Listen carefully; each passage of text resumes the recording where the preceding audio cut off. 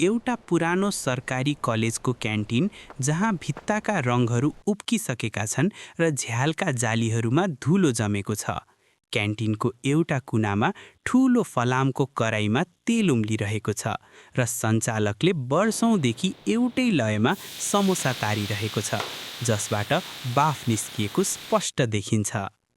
क्यान्टिनमा विद्यार्थीहरू समोसा खाइरहेका देखिन्छन्। त्यत्तिकैमा एउटा विद्यार्थीले थकित स्वरमा भन्छ, "हेर न यार, आज पनि समोसा, हिजो पनि समोसा, अस्ति पनि समोसा।" अर्को विद्यार्थी समोसा टोप्दै भन्छ, "कलेज आएर पढ्न होइन, समोसा खान आएको जस्तो भयो।" धेरै विद्यार्थीहरूलाई समोसादेखि दिक्क लागेको हुन्छ। त्यत्तिकैमा विद्यार्थी नेता हातमा फाइल बोकेर आउँछ। "साथीहरू, हामीले कलेज प्रशासनसँग कुरा गरेका छौं। अब तपाईहरूले मनपर्ने खाजा पाउनुहुनेछ," भन्छन् अनि बाहिर निस्किन्छन्। सबै विद्यार्थीहरू अब आफूले चाहे अनुसारको खाजा पाक्ने भयो, खान पाइने भयो भनेर खुसी हुन्छन्। विद्यार्थीहरूले क्यान्टिनका साहु र कलेजका प्रिन्सिपलसँग छलफल गर्छन्।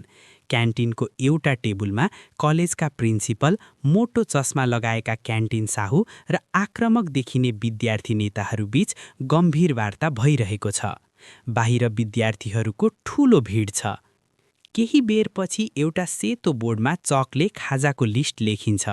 समोसा, चाउमिन, मम, चनाचिउरा, थुक्पा, सेलरोटी, फ्राइड राइस। विद्यार्थीहरूले एउटा कागजको टुक्रामा आफ्नो रोचाइ लेखेर एउटा बाकसमा खसाल्छन्। एक तरिकाले भनौं, चुनावै हुन्छ। वार्ताको निष्कर्ष अनुसार भनिएको हुन्छ कि सबैले भोट हाल्नुहोस्, जुन खानेकुराले जित्छ त्यही पकाइन्छ।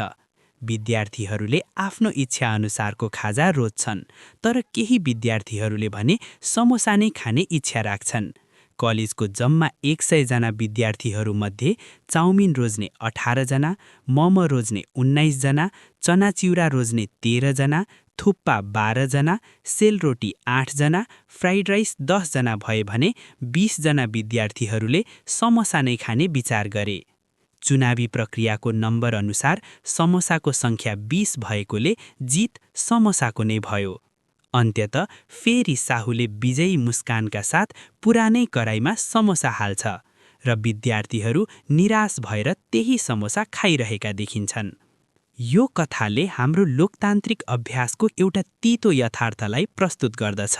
यसको मुख्य सन्देश भनेको सबै विद्यार्थीलाई समोसा खानु थिएन, तर उनीहरूले एउटै विकल्पमा सहमति जनाउन नसक्दा उनीहरूको फेर्नुपर्छ भन्ने सामूहिक इच्छा पराजित भयो।